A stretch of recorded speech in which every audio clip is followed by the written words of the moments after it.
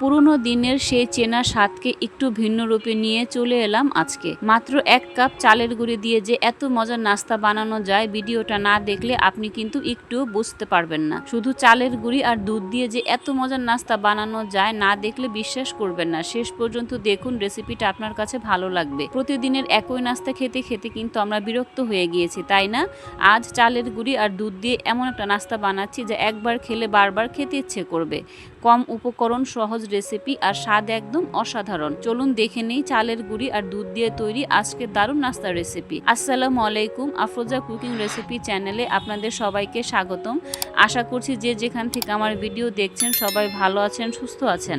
এখানে দেখতে পারতেছেন একটা বাটির ভিতরে 1 কাপ ভর্তি করে আমি ভেজা চালের গুঁড়ি দিলাম আর সামান্য পরিমাণ লবণ দিলাম। এখন সবগুলো শুকনো উপকরণ ভালো করে আমি একটু মিশিয়ে নিচ্ছি। আর চুলার মধ্যে দেখতে পারতেছেন একটা ফ্রাই প্যান বসানো হয়েছে আর এখানে 1 কাপ ভর্তি করে আমি পানি দিতেছি আর এখানে 3 চামচ ভর্তি করে আমি চিনি দিচ্ছি। এখানে আমি কোনো লবণ ব্যবহার করব না, কারণ ভেজা চালের গুঁড়ির ভিতরে আমি কিন্তু লবণ দিচ্ছি, তাই পানির ভিতরে লবণটা না দিলেও চলবে। এখানে পানিটা সম্পূর্ণভাবে বলক চলে আসার পর সেই ভেজা চালের গুঁড়ি সবগুলো আমি দিয়ে দিব।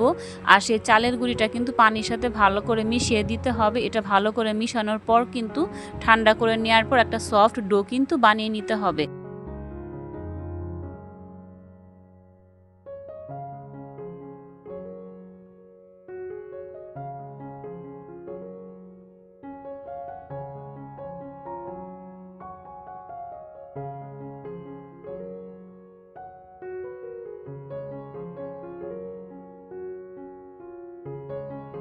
আপনারা দেখে অবশ্য বুঝতে পারতেছেন এখানে চালের গুঁড়ির ডোটা কিন্তু কত সুন্দরভাবে আমি কিন্তু হাত দিয়ে মথে নিতেছি। এটা কিন্তু গরম থাকা অবস্থায় করতে হবে। এটা কিন্তু ঠান্ডা হলে যদি আপনি মথে নেন তাহলে কিন্তু ডোটা কিন্তু ভালো হবে না। অবশ্যই গরম থাকা অবস্থায় ডোটা কিন্তু এভাবে হাত দিয়ে সুন্দর করে মথে নিতে হবে।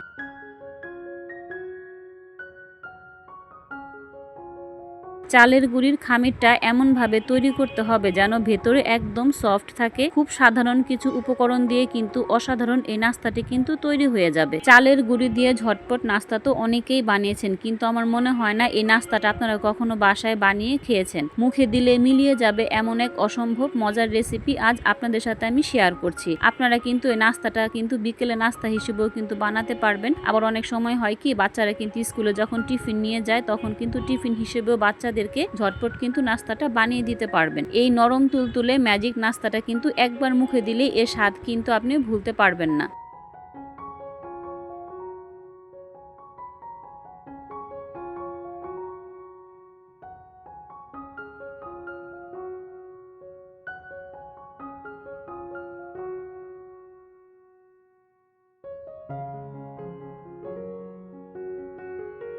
তো দেখেন, ডোটা কিন্তু আমার সুন্দরভাবে রেডি হয়ে গেছে। আর আমি যে নাস্তাটা বানাবো সেটার জন্য আমি ছোট ছোট করে লেচি কেটে নিচ্ছি। এই লেচিগুলো থেকে আমি নাস্তার শেপ দিয়ে নাস্তাটা কিন্তু বানিয়ে নিব। তো আমি নাস্তাগুলো যেভাবে বানাবো আপনার স্ক্রিনে দেখে একটু বুঝে নেবেন।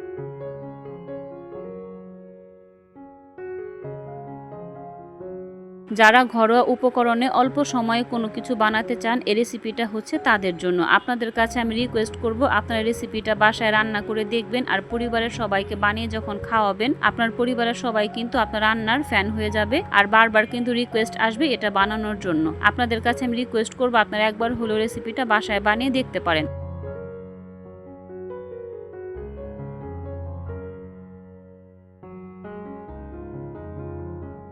আজকের রেসিপিটা আপনাদের কাছে কেমন লাগছে তা কিন্তু কমেন্ট করে জানাতে একদমই ভুলবেন না। আমি কিন্তু আপনাদের কমেন্টের অপেক্ষায় থাকব। আপনাদের এক একটি সুন্দর মন্তব্য আমাকে নতুন নতুন রেসিপি তৈরি করতে দারুণ উৎসাহ দেয়। আর হ্যাঁ, যারা এতক্ষণ পর্যন্ত ধৈর্য ধরে আমার ভিডিওটি দেখছেন তাদের সবাইকে জানাই অসংখ্য ধন্যবাদ। আপনি যদি আজকে আমার চ্যানেলে নতুন হয়ে থাকেন তাহলে এইরকম আরো মজাদার ইউনিক রেসিপি পেতে চাইলে এখনই চ্যানেলটি সাবস্ক্রাইব করে রাখুন। পাশে থাকা বেল বাটনটি অন করে দিবেন। পাশে থাকা বেল বাটনটি অন করলে কি হবে, আমি যখন নিত্য নতুন কোনো রেসিপি দিব সবার আগে আপনাদের কাছে নোটিফিকেশন চলে যাবে। সুযোগ সময় করে আপনারা পরে ভিডিওটা দেখে নিতে পারবেন। এখানে দেখতে পারতেছেন নাস্তাগুলো কিন্তু কত সুন্দর করে কিন্তু আমার বানানো হয়ে গেছে। দেখতে কিন্তু অনেক লোভনীয় লাগছে, তাই না? এটা কিন্তু অনেক সুন্দর লাগতেছে দেখতে।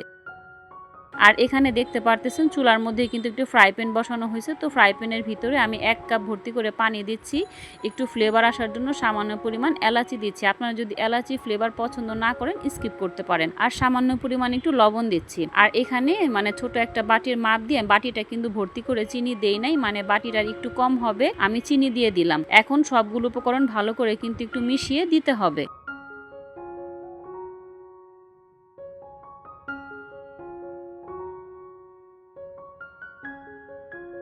এখানে চিনির পানিটা সম্পূর্ণভাবে বলক চলে আসার পর আমি যে নাস্তাগুলো রেডি করে নিয়েছিলাম সেই সবগুলো নাস্তা এখন আমি দিয়ে দিব। চালের গুঁড়ির ভিতরে চিনি দিয়ে নাস্তাগুলো বানিয়েছিলাম দেখে আমি এটার নাম দিলাম সুইট বল। সবগুলো সুইট বল দেওয়ার পর এগুলো কিন্তু ভালো করে একটু নাড়াচাড়া দিয়ে মিশিয়ে দিতে হবে। এটা কিন্তু ভালো করে রান্না করে নিতে হবে যাতে ভেতরে কোনো কাঁচা না থাকে, সেটা কিন্তু অবশ্যই আপনাদের খেয়াল রাখতে হবে। খুব সুন্দরভাবে কিন্তু রান্না করে নিতে হবে।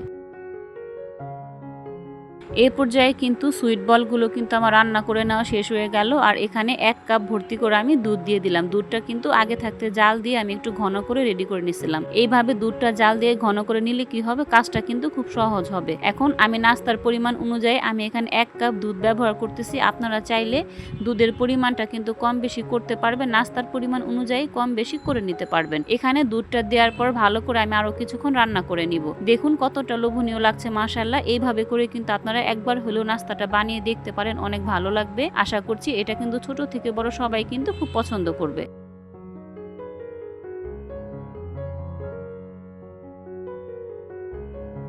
দুধটা যখন একদম ঘন হয়ে মালাইয়ের মতো হয়ে আসবে তখনই বুঝতে হবে আমাদের আজকের স্পেশাল নাস্তা একদম তৈরি। রেসিপিটা আপনাদের কাছে কেমন লাগলো অবশ্যই কমেন্ট করে জানাবেন, কিন্তু ভালো লাগলে একটা লাইক আর শেয়ার করতে ভুলবেন না।